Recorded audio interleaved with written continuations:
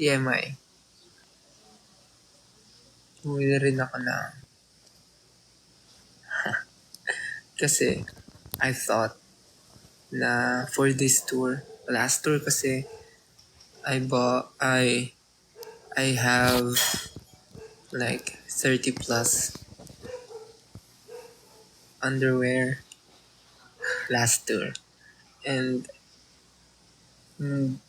sobra siya that time. So, for this tour, nagbawas ako. I minimize.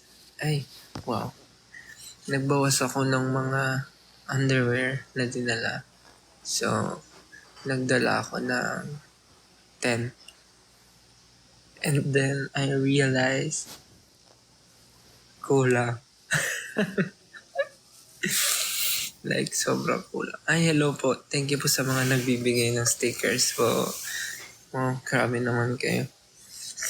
Wow, guys, thank you. Sunod no. Love you guys. Thank you. And of course, to our new subscribers, hello. So yeah, where was I? Ayan. Nagdala ako ng 10 underwears. Sobrang TMI, pero share ko na din. Kasi funny yung story. So, yung dala kong 10 na underwear, kulang talaga.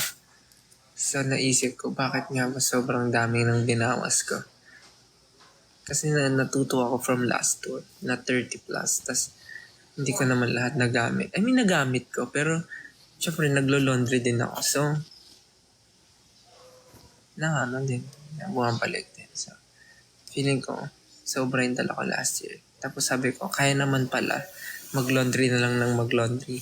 Kaya lang this time, dahil back-to-back nga yung concerts, hindi na masyado hindi na ako nakakadaan sa laundry.